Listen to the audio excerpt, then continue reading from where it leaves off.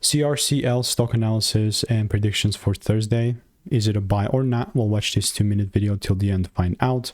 Over the last 5.5 years, I've documented 48,000 trades and market analysis on this channel. And with all this data, I've seen what's making me money and what's not. First thing that I must say with Circle Internet Group is that this thing is really pumping. It's really doing its thing. These previous links you see here is just when the price actually started trading on the market right here on the freaking New York Stock Exchange. I was really just taking it from 104 to 140 at least right there. At some point this thing even reached 300 and then it sort of came down.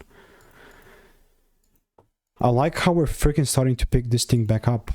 I'm a big fan of it. I would not necessarily just randomly start buying, that's really what a lot of people just assume what's going to happen here.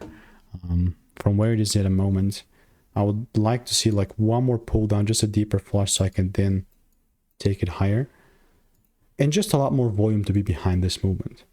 I mean, technically this also looks fine, but since I'm very late, that's the only way that I would go for the second best, you know what I mean? So not financial advice though. If you want to get my exact 3-step framework that I've refined over the last 5 years, click the first link in the description. We'll see you in the next one. Bye-bye.